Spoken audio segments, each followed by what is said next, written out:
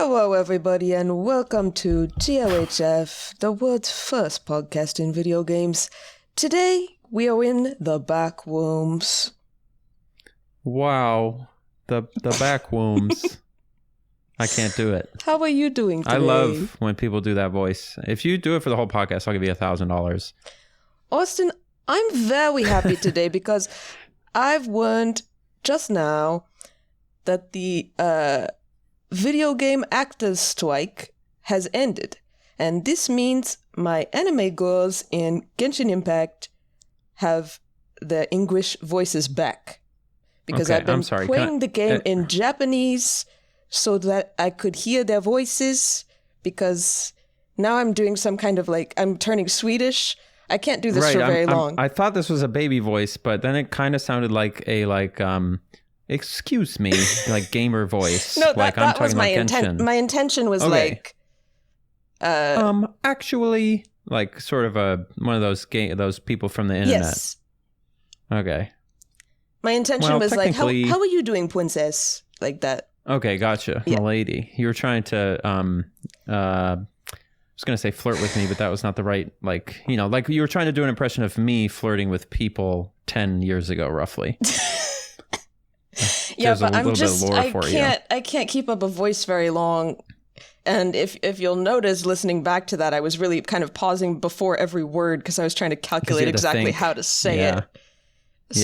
So your brain probably got 3 degrees hotter while you were running that. Yeah, exactly. Just like my computer booting up. Did you just do the thing where it like renders the shaders ahead of time and fucking takes off like a rocket ship for 10 seconds before it cools off? Well, my computer's always running like a rocket ship. Yeah, I think we've talked about this, but you have some kind of issue, I think, with yours. It's just a little baby computer. You need some of that metal cooling that the PS5 has, I think.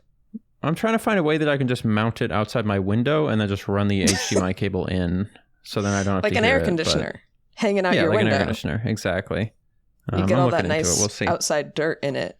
Hey, you're not going to believe this, but you remember a few weeks ago when I was telling you about our emergency raisin storage, how we had an emergency raisin stockpile in America, and how people were figuring things out about it via these things called FOIA requests, these Freedom of Information Act, these public records requests, right? You remember that? Yes. I actually, just this week, submitted my very first public records Wow, request. Exciting. Do we get to know what it is, or is it a secret for your video? It's I requested the specific documentation for whatever engineering and traffic study was done to determine the speed limits on the streets near my house. I did not get a speeding ticket. I'm not trying to fight speeding tickets or anything like that. Okay. I'm just curious when these studies were done, and I just want to know what. Oh, so is this just for your personal life? This is not for content? No, this is for content. It's for content. Of course, everything's for content. Okay. But so are you going to be announcing to everybody what street you live on? It'll be, people will have a vague idea. I don't know if you see what's happening here, but the video game is starting to go crazy, so we might be in trouble. Yeah, we might. I do think we can die in this. I don't know if we run out of time or... Yeah, no, it's going to be fine. But what's interesting, this is for the cool thing, is what I thought, this is unironically, this is what I thought. If you would have asked me 2 weeks ago, how do we decide speed limits? In fact, why don't I ask you this? How do you think we decide speed limits? Don't they actually just measure the actual speed that people go and base it on that?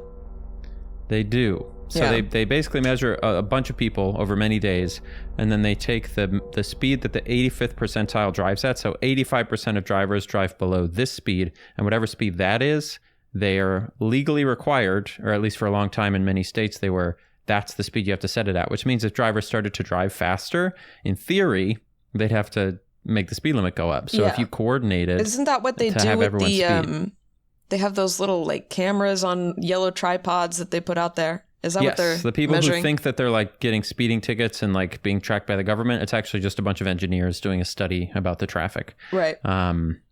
If you would have asked me 2 weeks ago, how do we set speed limits? This is serious. I would have said they probably just get someone to drive down the road a few times and kind of figure out what feels right, and then just pick it and then adjust it if anything goes wrong. I mean, I thought it was kind of what it is. vibes-based. It's just a big average of what everybody think it feels like. For sure, yeah. I guess I just thought it was like the mayor drives down the street and goes, it's about 30, and then just put it up. That's one of the perks of being the mayor, is you get to decide all the Yes. speed limits, I think. Yes. So that's one of the things that I learned is they have to do studies. Nowadays, instead of doing the study and determining the road, a lot of cities are switching to a model where they pick the speed that makes the best safety, and then they bring in engineers to re-engineer the road in terms of Right, exactly. like the shape of the road and the obstacles and the lines to force people to sort of naturally drive the speed that they want for safety, which is interesting. But yeah, just wanted you to know that I submitted my first request. Yeah, it makes sense that they have to align it with the feel of the road, because I do get a little bit angry when I feel like we should be going faster than the people around me. You've talked about this. That's why they call you speeding ticket mem. I've never gotten a speeding ticket. You have, right? That's why they call you slippery no speeding ticket mem. I almost did with that one guy because you almost that was get a lot of speeding. Yeah. freaking asking me about all the drugs in the world. Have you ever done all the drugs in the world, is specifically what he said to me. Well, and I said no. And you said yes. You said yes. That's why I'm doing this podcast. No. That's why you're in this situation in this back room. Yeah, exactly. Is this what drugs feel like? If you do all the drugs in the world, you end up in the back rooms. Yeah. This is where you end up. Oh, yeah. You don't just feel like you're in the back rooms. You physically, that's how you get there. You go there, yeah. No, you go there. It's like an achievement in an Xbox game. Yeah, we should But you have to do all of them. Oh. You want to go somewhere else? Wait, do you see this? No, there's no, actually a monster I just saw out there. darkness. There was actually a monster Still? out there. I just saw him. No, I just was saying, do you think we should like go out there and stand out there? We'd probably get killed, but I will if you want me to. Do you think we're invincible in the elevator? I think we should stand out. You look photorealistic. This is terrifying. It is. There's something about backrooms games that look especially realistic. I think because it's not that hard to make these hazmat suits look realistic. And yes, then and especially really when they thing. put like the VHS filter on it that every one of these games has, except this one I guess doesn't. Most of them have a VHS filter on them. Yeah, but I don't like those. It is kind of effective for making it look extremely realistic. There was one that I played for a video, I think, that actually did like kind of look like real video footage. It's crazy. Yes. Technology and it makes sense because the days. backrooms are based off of like the most sterile fluorescent spaces that are like probably the most like geometric, uniformly lit spaces of real life that we have. Yeah. And that's how video games, like especially, it's easy to light a video game in a uniform, geometric kind of way. So how do you feel? Makes sense. How would you feel emotionally being plopped into the backrooms if it just looked like this? If you didn't see any monsters at first? I mean, definitely terrified and captivated, I feel like, is kind of the whole thing, right? Right. It's like it's really scary, but also like weirdly captivating. Everyone I feel like at times in life has been in a place that had a little backroomsy vibe. One of my favorite, I want to say it was a Twitter thread a long time ago, was that thread where the person was like, oh, I went in the wrong door at this hotel. How do I get out? And they just like kept going through doors and posting updates of the pictures of where they somehow ended up like there was a whole second set of staircases and hallways in the hotel that like didn't connect to the first one, but there were places where you could see the first one. Oh, we're gonna die. Maybe. Wait, what control did it say for a flashlight? T, C, which is strange. No, C is Look, camera. Now I got a beautiful spotlight on you. Oh, that's lovely. I put the camera on, so now I have a CRT filter or a VHS filter. Yeah, I like the backrooms. I think they're neat. Oh, we're gonna die. Where is he? Kind of like, you think so? Oh, he's right. Oh, we're all right. I'm running. Oh, it's like a monster. Wait, if we go back in the elevator, do you think we survive? It seemed like the elevator, it wasn't going to kill us in there. But I said I need to find almond water. Oh, I can you crawl. are crumpled on the ground. Crawl back into the elevator, maybe. Yeah. I'm coming. Oh, we'll just do the pod like this, I think, because I'm safe in here and you're crumpled. Yeah, that's fine. Here, I'll point the camera at you. Do I seem like nothing else is happening, right? The screen's shaking a little bit. You just look like you're kind of taking a nap. I think that's fine. Okay, I like it. The monster is still here. But yes, I have always said the backrooms, minus the monsters, obviously, would feel very comforting to me. I feel like very kind of zen in the back rooms when I'm walking around in these games without the monsters. And I do think the monsters were kind of added later. Like initially the lore of the back rooms was that it's creepy enough just that you're in this kind of space that almost seems real but isn't, and that it goes on forever and you can't get out. And then they started making these games and stuff where there's monsters in it, which is fine because it makes a fun game, I guess. But I think originally it was not necessarily supposed to be that you're being chased by stuff. Yeah. And it falls under the same... Was it one of our commenters or someone? I don't know who was talking about it, but this idea of like solidifying the lore of a place always makes it less cool than...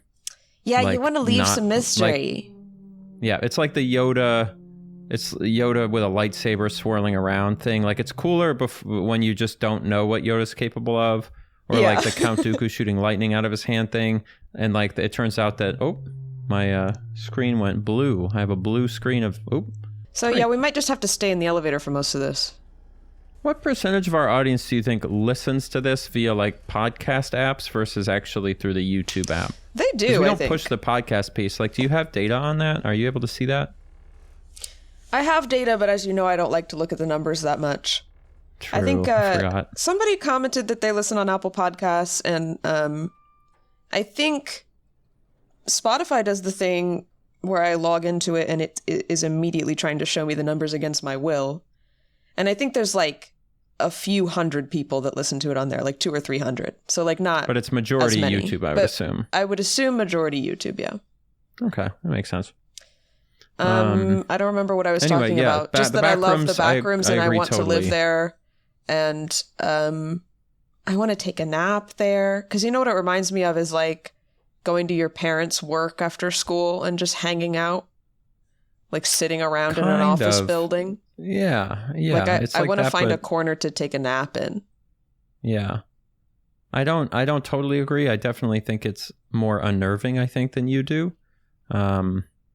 But like, because don't you get, like, imagine, have you ever gone to like a mall and when it's empty and closed, you know? It's like a little weird to be in an giant empty building. I mean, I think but maybe you disagree. Almost every mall I've been in the last few years has been half empty and dead. It's so weird. Do you want to know? Like funny that they keep them running, but then only half the storefronts are full.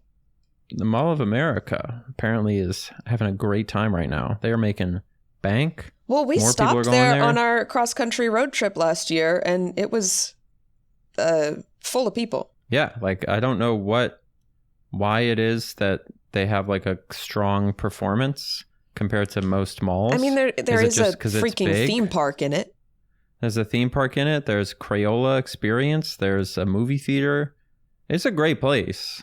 Like I like going to the Mall of America specifically. It's fun. But most malls aren't that fun.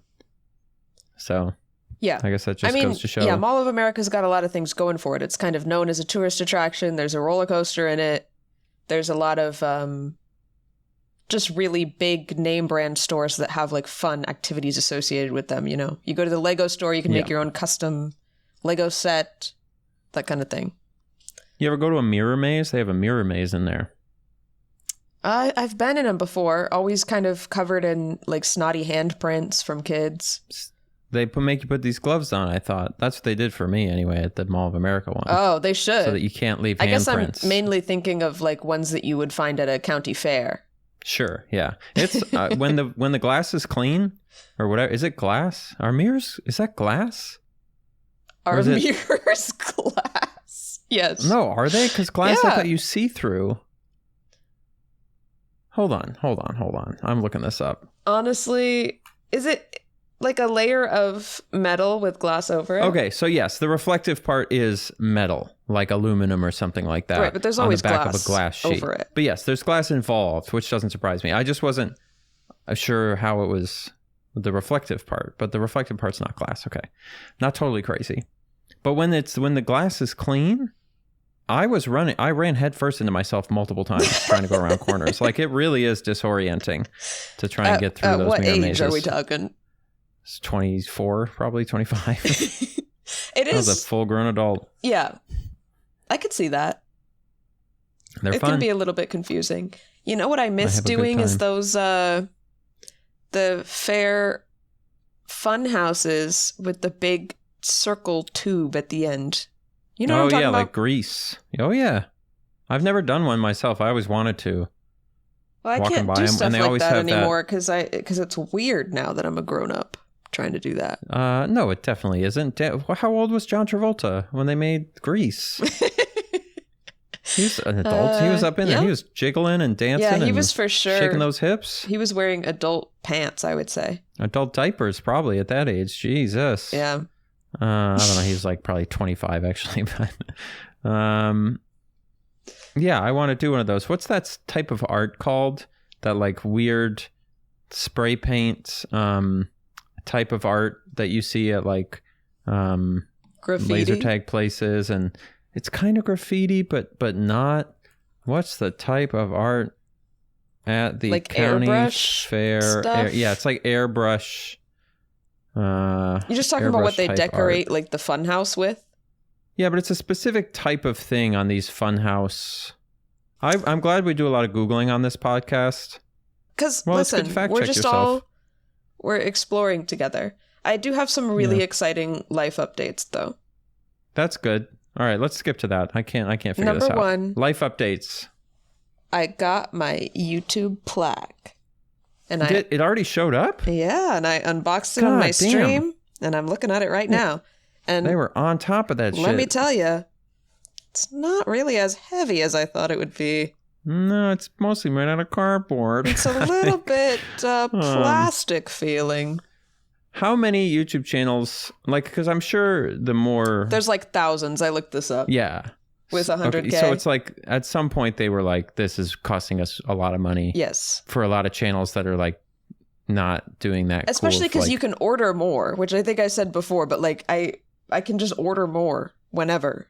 So they should give you the option with to like YouTube plaques. Pay $50 for like a good one. You know what I mean? Not that it's not for good. Like I love my YouTube plaque. They're like, we'll give you the shitty one for free, and if you pay a little extra, you can get a better one. Yeah, because wasn't the original one was like actually metal, wasn't it? I think so. So I think they should give you the option of paying money. Which is funny, I guess, because if you've gotten 100K subscribers, if you're getting any reasonable amount of views, you are making YouTube a lot of money. So I feel like, if anything, you kind of already paid for it. They can afford to give you a plaque. And again, I think I've said this before, but this is like my Mandela effect that I swear to God, I thought there was a bronze creator award. Like I thought there was bronze, silver, and gold. For like 10K. And I thought there was a bronze one for like 50K maybe. And I swear I can like go back in time in my mind and I'm remembering like YouTubers that I watched getting their bronze plaque, and it apparently never existed. I've looked it up many times because I was like so sure this happened, and it's never happened. And the closest thing I can find is that like back in the day they gave some YouTubers with like 50K like a backpack or something, but it was not a plaque. That's cute. Do you think it like some YouTuber you watched like custom made one and said that they just made got one up? I don't know. Yeah. Or maybe I just filled in the blanks because I knew there was silver and gold, and I was like, well, of course there's a bronze one. But it would make sense. I think I entirely made that up. I think it is good that it starts at 100K because 100K is like not super easy to do. Like now it is. But I think back in the day of like YouTube's beginnings, an award for 50K would have made sense because that was a lot before. Yes. But now it's nothing. Now everybody's got 100K. There's also, I notice all the time. It does take work, okay? Don't downplay your achievements. Oh, absolutely. But there's a lot of people that have 100K that like don't even post consistently or only actually have one video that got a bunch of views. And I guess they just got a bunch of followers for that and then and nothing else. So I feel like that wouldn't feel as cool. Like you won't have to work for it, you know? Yeah, I don't know. I mean, no shade to those people. I'm just saying that like 100K is just much more common these days for various reasons. But I'm very proud. It is crazy to think that I had less than 10K when we first moved. I remember like posting a little TikTok about getting 10K like right after we had moved last summer. That is pretty wild. So, I mean, if you like think less than 1 year, I went from 10 yeah. to 100. That's really crazy. And I am having a little existential crisis about it, but I'll get over it. Maybe. Do you want to talk? We can talk about it on the pod. People love the not backyard baseball, inside baseball. People love backyard baseball. Yeah, we can. I like that this crazy alarm is going off every once in a while. I wonder what that means. Yeah. We don't have to worry about it because we're safe in here. Yeah, the number of times we've played a game for this podcast, but like not played the game at all, you know, like no idea what the gameplay is, no idea what the purpose of it is. Maybe someday. We're just building a library of things to play in the future, maybe. Yeah, maybe eventually we just become like a funhouse pod, like a not funhouse like we were talking, but funhouse like, you know, like that channel. It wasn't their channel. No, yes, with funhouse the like we were talking. We're gonna go into a funhouse with crazy mirrors and stuff. That's a great idea. Vlog it. How much do you think it costs to build one of those?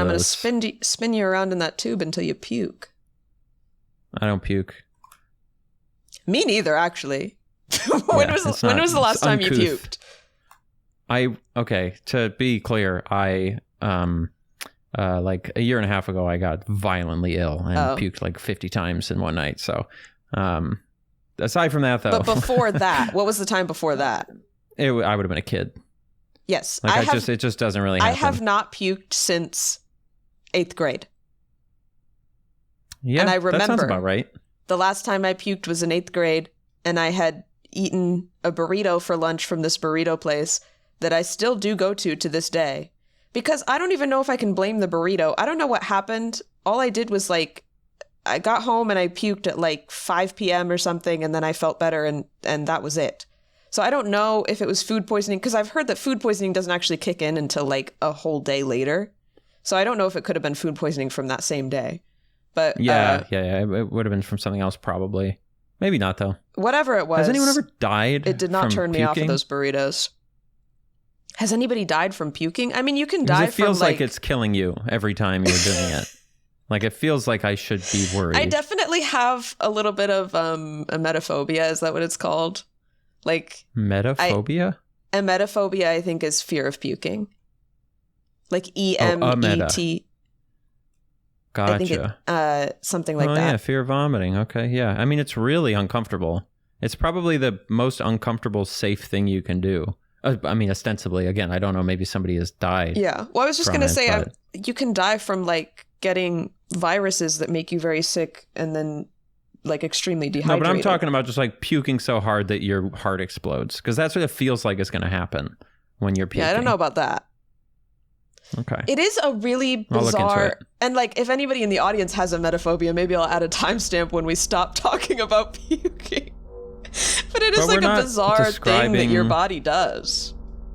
No, it's incredible to be like, I'm getting this thing out of my stomach going the opposite direction that all of the muscles were built to go in. Yeah. Pretty crazy. I think what it should do instead, though, is just like expedite the exit, you know? I think your body should have a thing. Well, that happens like as well puking. when you're sick, I think. No. But I'm saying like I eat a burger, it starts to poison me, and my body goes, we're getting this thing out without digesting it. The whole burger's coming out. It needs to be able to speed through that process. Because I don't like the puking. In it's whole not comfortable. Pieces. Yeah. Whereas a whole burger would feel, never mind.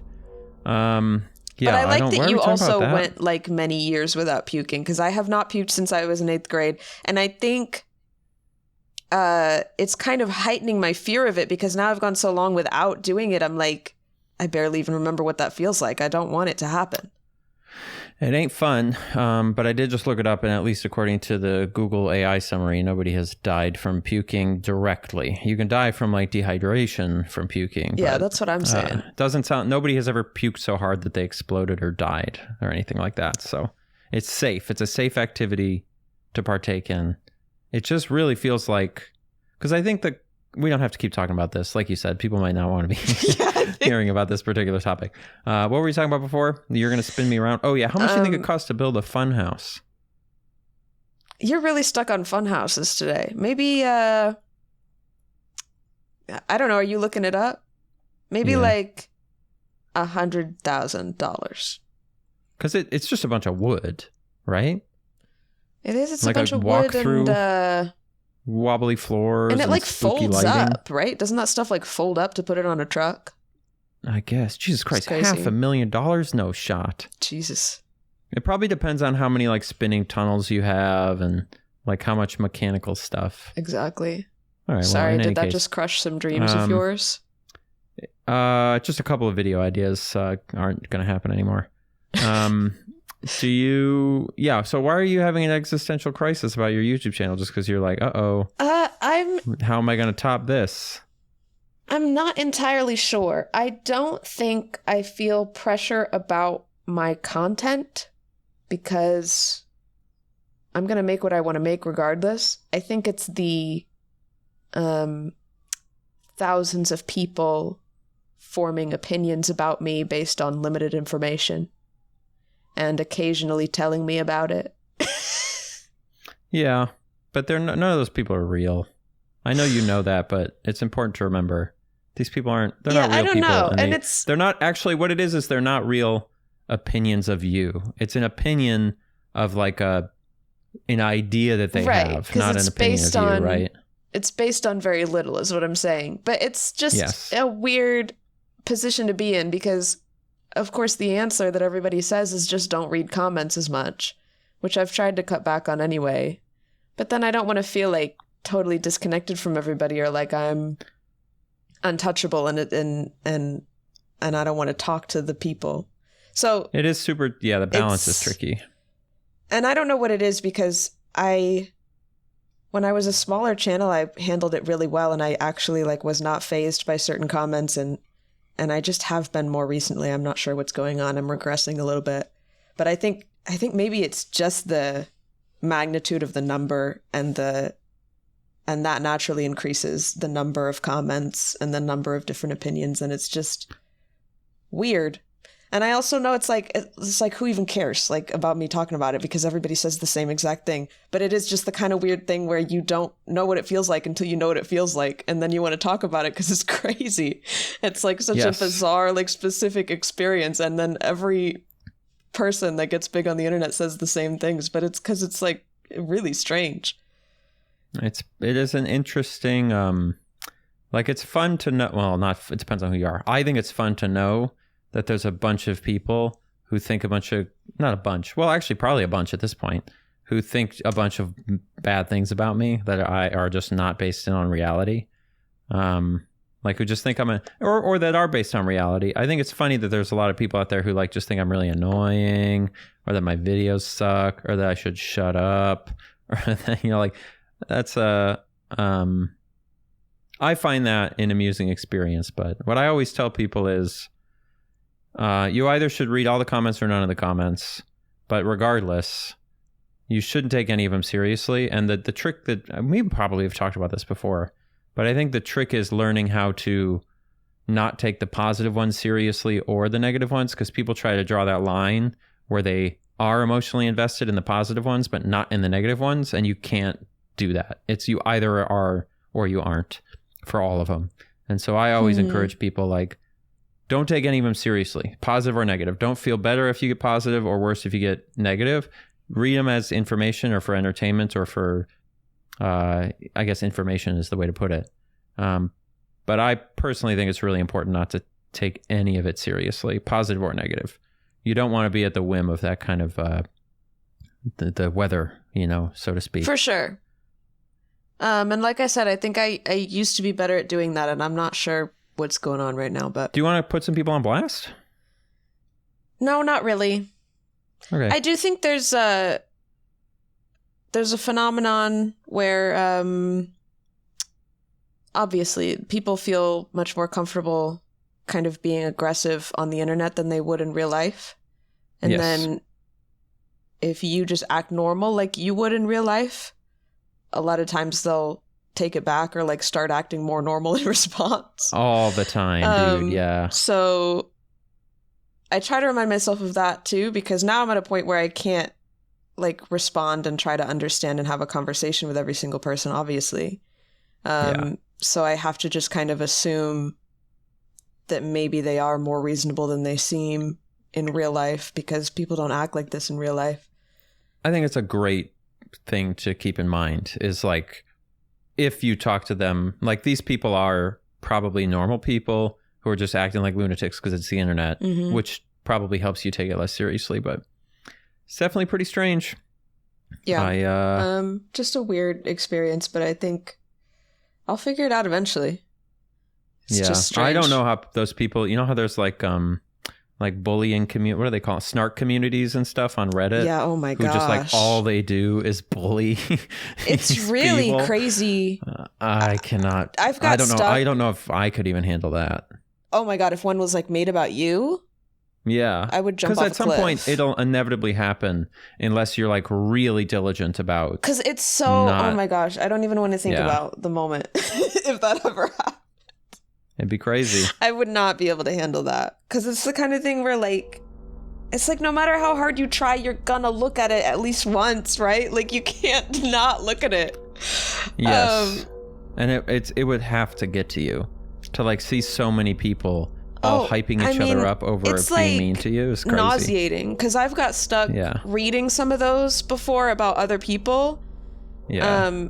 And obviously I would never talk about anybody on the internet like that, but it's like if you really look into it and you read a lot of the posts, it's like these people are clearly miserable and have nothing to do with their lives. Like 100%.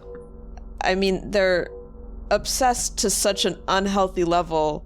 I mean, the whole concept is like you're posting daily about how much you hate some specific person on the internet. Like, yeah. I think what's scary about it to me, though, is I feel like this is just like a hunch, and I don't know if this is real, but I feel like a lot of our opinions of people are kind of being seeded by these communities and then trickling out. And so it's like we probably have a lot of opinions about people that are secretly, like without our knowledge, actually kind of formed in these snarker, like bully, paparazzi type TMZ communities. And like, we don't even realize it because it does trickle out far enough that like it feels kind of normalized. And that's like really scary. That's not a good thing at all, you know? This is something I was thinking about earlier. And again, I don't want to like sound like I'm just complaining because most of everything about my life involving YouTube is incredible. And I'm very lucky and I'm very happy for the most part to make content and stuff. But like I said, it's just like something I end up thinking about because I have to read my own comments and stuff. But yeah, I think part of the struggle now might be that there's enough people once the number gets big enough that, before if I had say like 1,000 subs, maybe there's like one person that is misinterpreting something I'm saying and like developing a negative opinion of me. And maybe they comment about it, but I can just hide it and nobody else sees it or nobody sees it in general because it's just one person. But naturally, as the number goes up, even if it's only like 0.1% of people, then suddenly that's multiple people.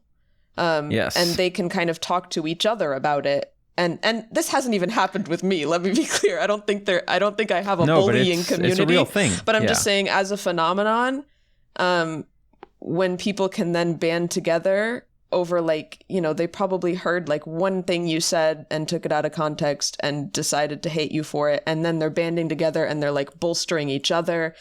And then other people that maybe aren't sure what they think of you yet see that there's a whole community of people that hate you. And they're like, maybe that's a valid opinion to have. Because we have this natural instinct as people to say, if multiple other people think this thing, then that's a valid thing to think.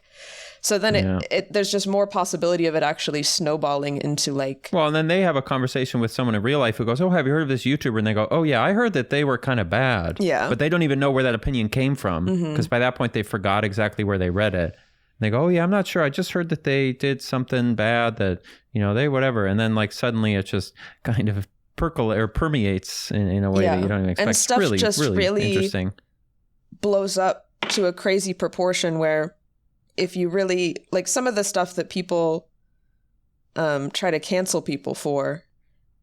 Yes. And this is a complicated conversation because in a lot of ways I think canceling is kind of not really a real thing that exists, and also it's totally valid to not like people for certain things, etc., disclaimers, whatever. But a lot of the things that there will be like entire Reddit threads about, or like people are going crazy about on Twitter that somebody did or said, if that was a person in real life that you were like acquaintances with, you would not take it to that extreme degree of like they should be deplatformed or they should lose their job or whatever the hell people are saying. Because people make mistakes all the time. People do weird things all the time. In real life, if you say something kind of awkward or accidentally insulting or something, you can see people's reactions to it. Like if you're in a conversation and you can like realize that you made a mistake and say, oh, I actually meant this other thing or whatever. And on the internet, you don't have that ability because you just put content out and people consume it and it's a one-way street. And so there's no conversation being had. People will just interpret it exactly how they want to and then create this whole fantasy of who you are based on that one thing. So like I said, it's a complicated thing. And I also don't want to, I guess I haven't decided what to do about it yet as far as me taking people's input, because I like to be the kind of person that is able to learn and grow and change. And I think that that's like an important part of being a human, is that you learn and change for your whole life. So I never want to stagnate and be like, I know exactly who I am, fuck everybody else. I think sometimes people do bring up good points about certain things, even if they're saying it a little more aggressively than they would in real life or than I would like. So I'm kind of trying to decide. There's a lot of subtext there, I feel like. What do you mean? Just like you saying, even if they would, saying it a little more aggressively than I would maybe like, Well, yeah, I'm just saying like it hurts your feelings when people criticize you. Yes, people do. Yes, they do go too far. It's just, I think you just got to have people that you know in real life that you can check in with. But like you said, this goes back to our Katy Perry conversation, is if the people around you just hype you up all the time, you will lose touch with your ability to grow, kind of, there'll be no person you can check in with because you can't use the public because it's a disaster and it's impossible to tell what's going on. And if all your friends are just people who are hyping you up all the time, they're not going to give you good feedback. So you just have to have people that you trust. But it's an interesting thing. I always think when I'm deciding whether or not I personally am going to cancel someone in my heart, which is just to say disengage with their content, I ask myself, if somebody did this to me when I was working in food service, like a coworker, how would I react? And if I would cut them out and talk to a manager and try and get them fired, then I would probably cancel that person. But if I would just go like, was weird, dude, you shouldn't be doing that, then I'd probably have a little bit more nuance with that. Because if you ran like normal people who live normal lives and are just out in the world who aren't spending all their time on the internet, if you ran by the rules it's so complicated, right? As you've said, but like generally speaking, if you ran by sort of these like canceling rules, everyone would just be constantly, you wouldn't have any friends, especially in food service. So that's my metric. That's what I use. If someone did it in food service, would I report it to my manager or not? Would I write somebody up if one of my staff behaved this way or not? Would I have a conversation with them or not? Would I fire them or not? Yes, because everybody... And I think that keeps me grounded. Everybody has friends and family members that occasionally say something they disagree with or don't like. Like, that's ridiculous to assume that, like, you can only surround yourself with people that you agree with everything 100% that they do. And you are that family member for somebody, too. Exactly. Like, you're most likely you're doing it and not hearing about it from people because you're just trying to not rock the boat, I think canceling as a cultural thing has been probably a net positive, but it obviously goes a little crazy sometimes. Yeah. And that's just the way it goes. I want to move on eventually because I don't think I'm saying anything useful that anybody's not said a million times before. But all canceling is, at the end of the day, is people deciding not to watch someone anymore or support someone anymore, which is totally fine and valid. I don't think... Exactly. I just want to stress that I also don't believe in this idea of like cancel culture, like it's the internet's problem for doing this. Like there's bad things about internet culture, but nobody really gets canceled. Everybody always eventually comes back or maintains at least like some part of their audience that didn't care about the thing that they did. So that's true, actually. That's I don't really agree with people that are like complaining about like cancel culture in all shouldn't exist, because in many ways I don't think cancel culture does exist. Nobody actually like completely disappears from the face of the earth. unless they go to prison or something. Go to jail. Yeah, right. Like if you have a trial and you go to jail. That's the ultimate cancellation is life in prison. Yeah, I'm sure there's a couple examples, but yeah, in general, plenty of these people are doing just fine. What YouTube? Anyway, we love it. I do. What else? For the most part, other life updates? I have other life updates. Yes. Pilates? No Pilates. Listen, guys, this is a secret between me and Austin and all 10,000 of you. I have stopped my Pilates for quite a while now. Oh my God! Why? It's been like people 2 months. People need a recurring segment from you. What the heck? And I just talked about this in my upcoming video I was recording yesterday. How you want to know the 100% legitimate reason I quit Pilates? Because of that It was because instance? I became so unhealthily obsessed making the Avatar games video that I was like, I don't have time for this. Oh my God. Oh my God. Well, I was like, twice a week for an hour, I got to drive all the way to the gym. I don't have time for this. I have to edit Avatar games. No, that is a serious struggle. The more videos you do that take more time, and not that you necessarily will or have to, but that is like something that almost every week I like when I wake up, I'm like, I can't. I just got to work on. I got to. Yes. And you always get more done if you stick with your routines, in my opinion, than you do by like cramming. But yeah, I don't know. I just like sometimes can't. There's casualties. You know, I don't have a diagnosis for it, but I get very, very hyper focused on one thing at a time. And so if I'm doing a project like that, it's all I can think about. And it's not necessarily even a negative thing. Like I had the time of my life doing that, but I just like can't stop. Everything else just seems like really annoying besides the one thing I want to do. Agreed 100%. Yeah, it is tough. So I don't know. Maybe I'll get back into it. Are you doing gym anymore at all or no? Is it barely? Because it ebbs and That's flows, the thing, I feel like most of the that time. Class was really kind of keeping me going to the gym, so I should really figure it out. Yeah, you don't have to. It's not a requirement to be a human being. But anyway, what is your actual life update? My actual life update is somebody commented the name of the magician. It's Ed Alonzo that I saw. No that way. I had the dollar store DVD of. I also was completely wrong about where I saw him. I did not see him at that resort. I saw him at, I believe, Six Flags in Indiana. Oh, that's totally different. Isn't it funny how memory works? I know, because it was you crafted a really strong picture of you at this resort and walking around, wandering around. Yes. And I mean, that did also happen, but it just, these two events were not at the same place. You mixed them together. So I'm pretty sure, yes, it was at Six Flags, because Noah found pictures on his phone, and I'm like, I didn't even know you were at this show, but I think we were all at Six Flags, and he took the pictures of me and Asia with this guy. Asia's my sister. Oh my God, please. You don't have to post them, obviously. But no, I got permission from her this morning to put them on the screen. Incredible. I'm so excited. I'm putting them on the screen. And again, we were just like dying because we just went into this random magician show at Six Flags. And it happened to be this guy that we had a DVD of as kids. Like it was so crazy. I love that. So we were just like dying laughing in the audience. And we were so excited to go up to him at the end and tell him. And he seemed like totally disinterested in the fact that we had this DVD. But he smiled for the pictures. I'll show the pictures. Nice. It is also funny. I still have a bob in these pictures. I feel like few people know I am actually a lifelong fuck-ass bob wearer. Okay? It's not recent. So the time that it wasn't bob, was the exception. Exactly. I'm pretty sure... Again, I could be making this up because apparently I make up a lot of things. In bob time. I know. So now it's so that's you got to fix you got to fix your image of me in your mind. Right. I think of you as ponytail kind of. No. It's always been a bob.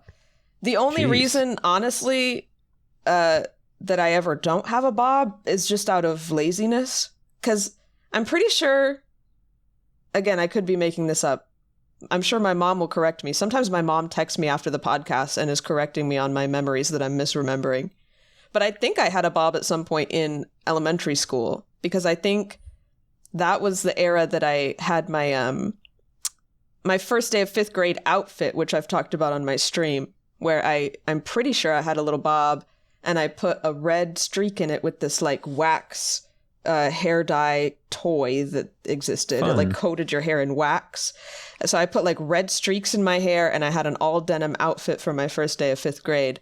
I think that was a bob moment. And then I had a bob again in high school. And then truly the only reason I let it grow so long in college is because I was too lazy to go get a haircut. So in college, my hair went from bob to like at my butt, basically. And then Too lazy or too scared? Why would I be scared? Yeah, it's going to be nerve-wracking. Are you afraid of haircuts? You could be in a neighborhood that you don't want to go to, or... Are you like those little kids that get their haircut and scream? No, of course not. It doesn't hurt anymore. It doesn't hurt. You must have to get your hair cut so much. This is something that I think is an actual hardship of people with really short hair. Like, how often do you get your hair cut? Fucking once a month at least, I bet. Yeah, about. That's so annoying. My hair grows kind of fast, though. But yeah, like once a month. What do you do, every 3 weeks? No. It's like once a month. Sometimes a little bit less. It just depends. So like because of the clips, it kind of hides the growth a little bit. Sure. The only reason I get it cut is because it gets too long. Do you ever think about figuring out how to cut it yourself? I did for a short period of time. I did like the buzzer on my like super shave the sides. Learning to cut my own hair, fucking crazy hair.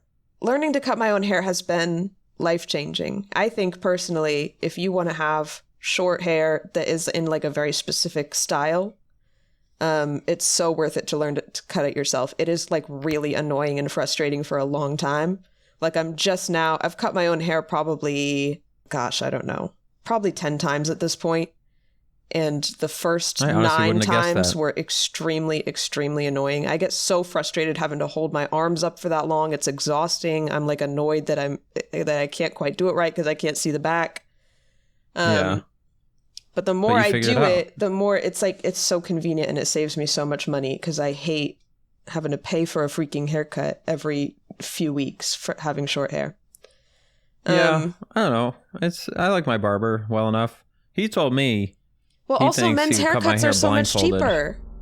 Way cheap. Well, like 20% cheaper. You know what I was paying to get my bob cut every 6 weeks in Indiana? What? Let me guess. What? $50. $80. That's crazy. That's more than I pay now, and I go to like a nice barber. It's just crazy. I mean, when you look at the price menus at salons, it's always like the women's cut is just twice as expensive for no reason. Well, you got more hair usually. Usually, but men just don't care about how their hair looks. I think is I gotta figure that. Why do you think that is? Do you think it's because like on average it's more work, and so they just say rather than do it by some other measure, they just go honestly men don't and women know because, too bad? Could I get a women's cut? Surely. Like, what's the difference functionally is what I want to know.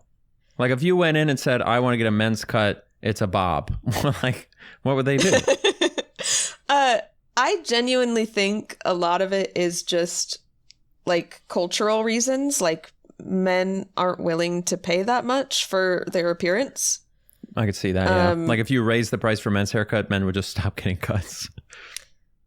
Or just, like, it's just so normalized. And I guess, yeah, the idea is that longer hair equals more work, but I don't think that's always true. I think it totally depends on what kind of cut you're getting. And I think we have some hairdressers in the audience, so I'm sure that they'll weigh in on like the actual difficulty of men's versus women's cuts. But I think there's plenty of men's cuts that are very like meticulously detailed, like with the shaver and stuff. Like people are very specific about like what level of length they want on each part of their head.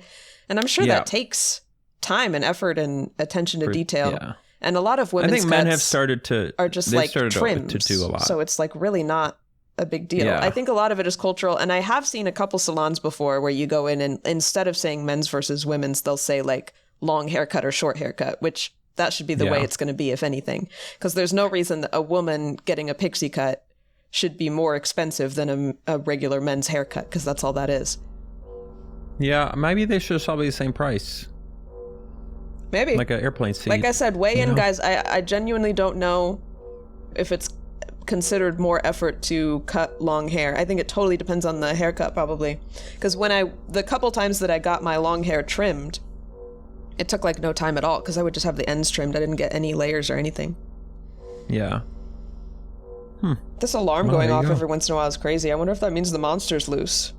But he can't find Every us once in in this a while, elevator. a monster shows up behind you. Yeah. Is it the like a smiling smiley guy? face. Yeah. Yeah. I think I saw him shows once. But he can't come in here. He's scared of elevators. It doesn't seem like it. Yeah, it seems like we actually found the one safe place to do this pod. Have you ever seen the movie Eagle Eye with Shia LaBeouf? No, what's that about? I'm watching it right now. It's just You're watching a movie while we podcast? It's only like 20 minutes. It's just a few scenes of it. That's how much you care about this show. I'm over it. I don't like it.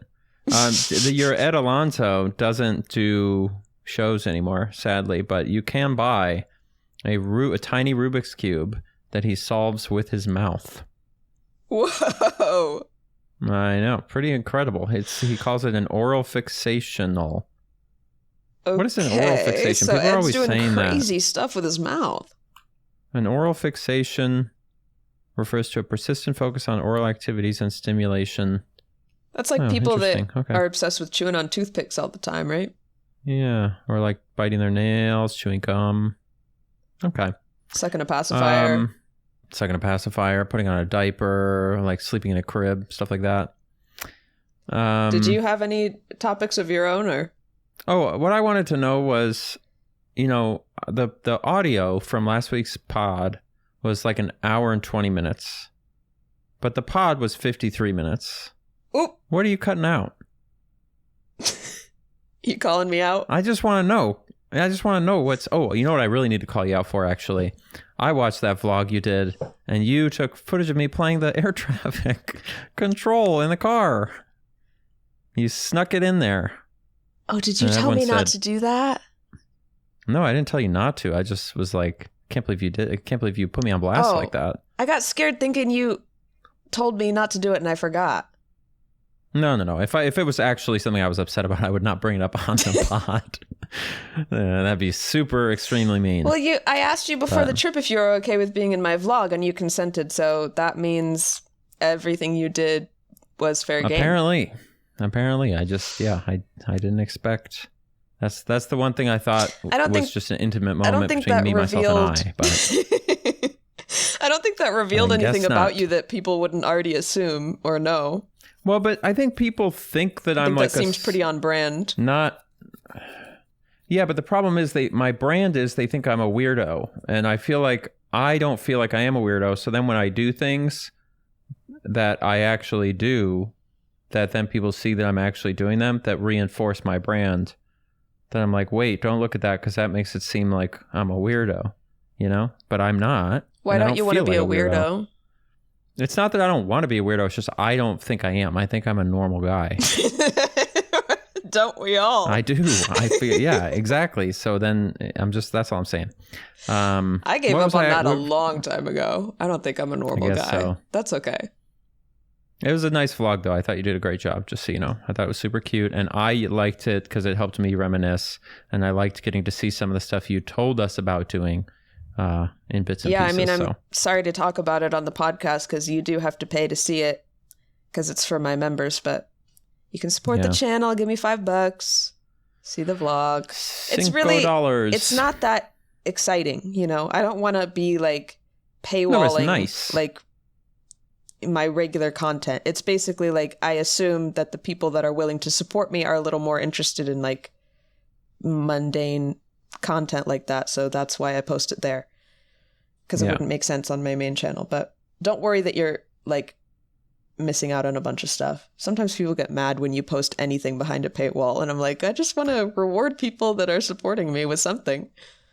Yeah, I think I've thought about recently, like I always do this thing when I write scripts where I tend to include way more like random facts and anecdotes about the topics I'm talking about, like because it's all educational, or a lot of it is.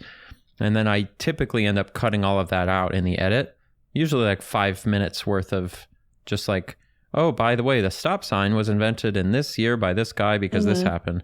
And I'm almost thinking I should have an unedited version, not unedited, but like including all that stuff for like Patreon or something like that. You could do that. I feel like that just makes more sense. But then I was like, oh, are people going to get mad because they're like, we want to see it? But it's like, I'm allowed to have people pay for things. No, I think that makes sense. I think the point of I think that's why people post kind of extra content or extended cuts on Patreon and stuff, is because you assume that if people already want to support you just to be nice, then they're going to be kind of your biggest fans or more interested in seeing more of that stuff than the rest of the public. So I think that's fine. It makes sense. Because poor people can't be your biggest fans. That's what I've learned. No poor people allowed. Not quite what I meant. Did you grab any questions this week or comments that you wanted to point out? You know, I didn't. I did. I can do some if you want. Oh, shit. Okay. Yeah. I did want to really quickly address the hypnotism thing. I feel like a lot of people were like, actually, Austin, hypnotism's real. Just want to make it clear that I know that there is a version of hypnotism that's real. Like, there was this lady who got teeth surgery under hypnotism and they were fine. I'm talking about like mind control hypnotism where they make you bark like a dog and admit all of your deepest, darkest secrets. That's all I'm talking about. I understand there's real hypnotism. Somebody did ask, what's the YouTuber equivalent of finding your DVD at the Dollar Tree? Like if someone came up to you, this was from Captain Nermi. Like what would be the YouTuber equivalent? And so I just wanted to pose to you, like what's something the video I'd be that if someone came up and was like, I'm such a huge fan of this, you'd be like, whoa. Like if someone came up and had found us through GLHF, I would find that quite flattering. That'd be lovely. No, that's good. I think it's funny that anyone in the audience. I think I have seen a couple people that said that this is like the main way they consume us. Like they don't watch our channels, which is so funny. Listen, it's the greatest podcast on the platform. What do you want? I love that. Yeah, like is there any piece of content that if someone was like, I know what it is actually. You do know what it is. If someone came up to you on the street and said, oh my God, you're the person who did that Elite Dangerous video. You'd be like, ugh. And you would still smile for the picture. Just like Mr. Alonzo. Exactly. But you'd be feeling some type of way, for sure. No, that's exactly what it is. Realistically, it's any of my old videos. Because people go back and watch all my stuff and I see, if I just look at my comment feed sorted by new, like people are commenting on the old stuff all the time. And every time I even see a thumbnail, I go, ah! Yeah. Takes you back to a different time. I like when I get random comments on like, especially some people go back and watch all of my Radiation Island playthrough on Twitch that I did in the middle of the night when I was whatever. I like when people comment on the finale of that and go, this was incredible.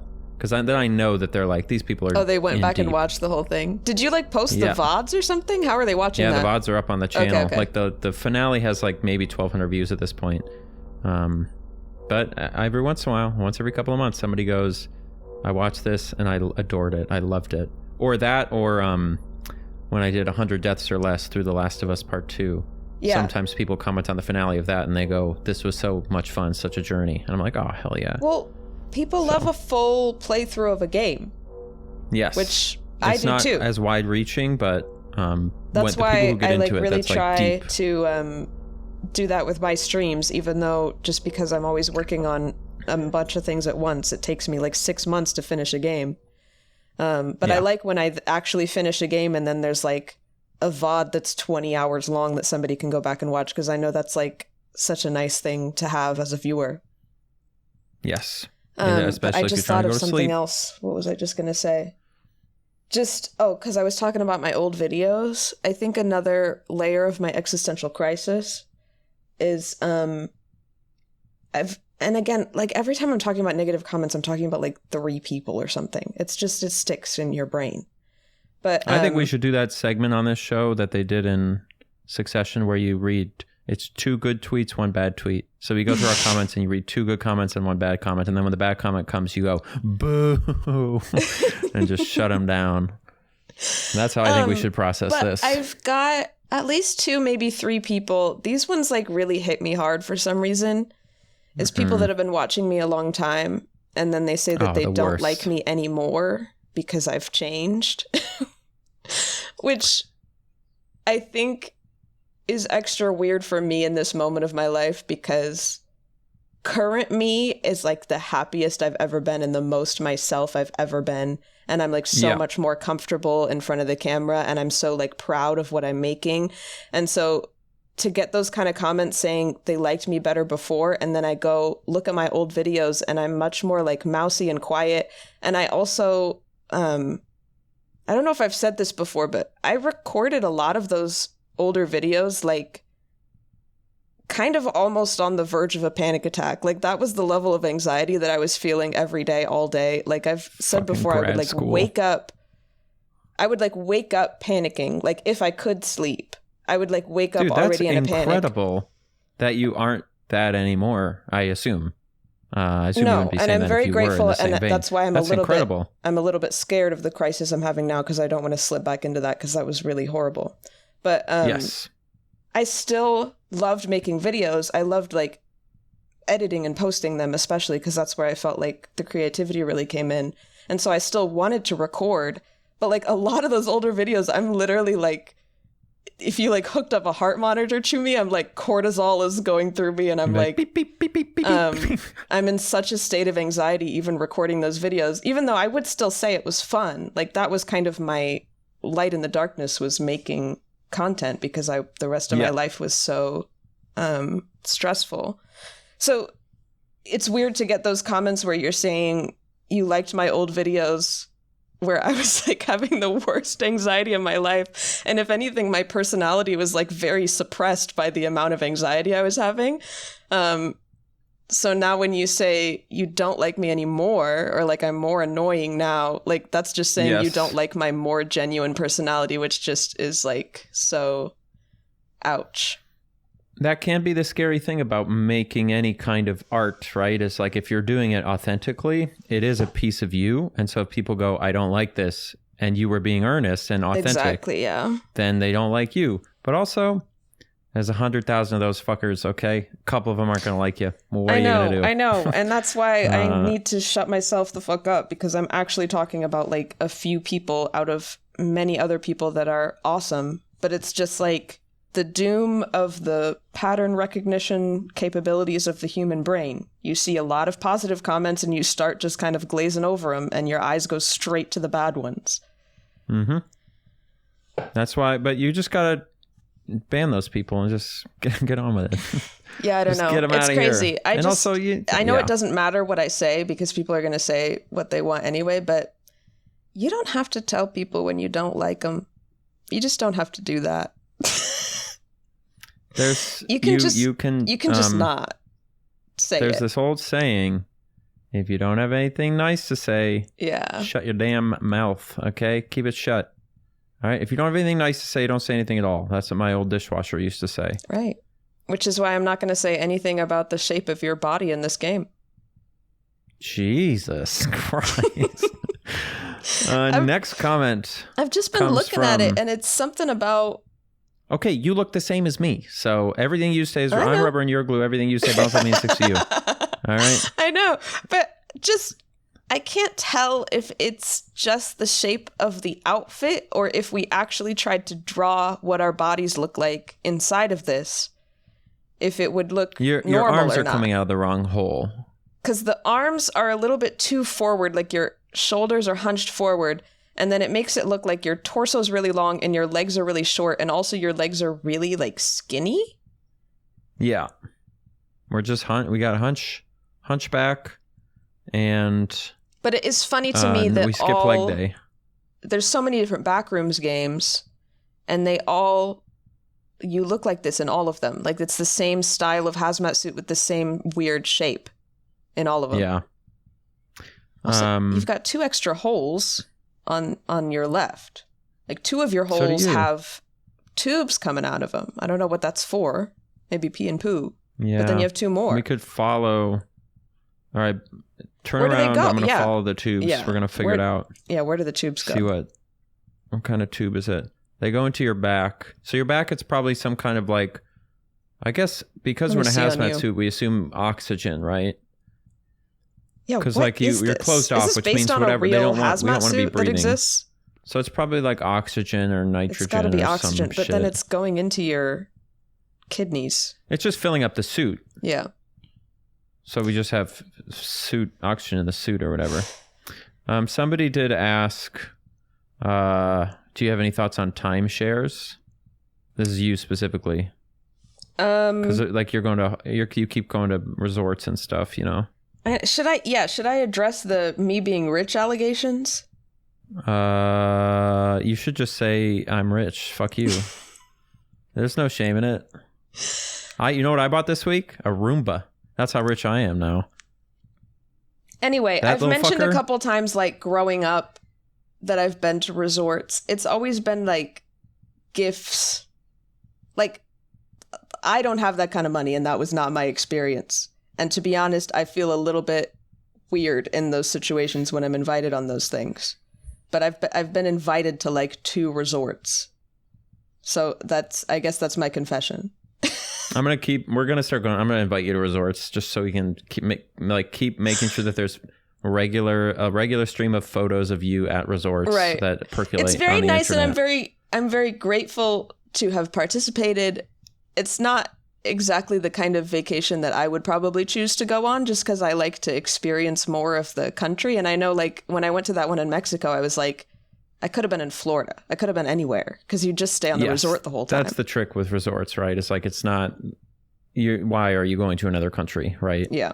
Maybe there's an argument for it, but not that makes sense to me. But if you want to invite me to a resort, Can we go to the one that has the airport where the planes land, like right over everyone's heads on the beach and blows them into the water? Please. That's all you care about is the freaking airplanes. So funny because, like I was telling you, I'm going to San Francisco next week and we were looking at hotels. There's a hotel. It's a 5-star hotel, but it is on the fucking ramp at the airport. Like, you look out the window. So you're just all day long hearing... I don't know. We didn't get it because it was like $400 a night, but it was, I was looking at it. Have you seen those hotels where people, the window of their hotel room is inside of a baseball stadium? No, that sounds kind of neat, but also kind of boring. So you can watch the baseball game out the window, and also a bunch of people can look into your room, probably. True. You can well, never mind. Yeah, it'd be good for like the playoffs, I guess. You know what I learned, actually? This is going to be the greatest thing in the world. Open Sauce, the place that I'm going next week. Guess what? So, you know, VidCons, we went, and it's panels and stuff. Open Sauce has panels, but they also have exhibits by like all these science YouTubers and also just science people. Y'all know what one of the exhibits is? You're not going to believe this. It is a 737 simulator. It is a full cockpit 737 flight simulator. Holy shit. Is it the one from the rehearsal? It's probably one of them. Like, they just have them, a full motion thing. Yeah. It might be like, maybe it's a fake one, but I'm hoping it's a full, like, regulation. Are you going to get to do flight sim. Absolutely, I'm going to get to do it. I'll waste a whole day waiting in line for that. Will you film it, please? I'm going to try to make a short out of it and just be like, watch me land this plane. It's going to happen right now. Just film the whole thing. I'll do my best. We'll see what happens. Oh my gosh, and come back and tell the podcast about how you felt. I will. Speaking of which, we're skipping the podcast next week, everybody, just so you know, because I'm going to be at this place. Announcement. Sorry. But dude, Open Sauce has like cool shit, like really, really cool exhibits. I bet. Like it's like a giant science fair. So I'm stoked. I think it's going to be really fun. You're making me jealous. It sure looks pretty cool. How it is. Nerds. It's not like it's that relevant to me other than for fun, because I don't do smart content. Are we done? Yeah, I mean, there's... Wait, you asked me a question and I never answered it. You said, what did I cut out of the last episode? Oh, yeah, I do want to know. I'm curious, just not specifically. I just want to know, like, what do you... Because I thought you mostly cut, like, beginning and the end, and then if there was awkward silences or whatever. Honestly, sometimes I get tired of editing it, and I just cut off the last 10 minutes.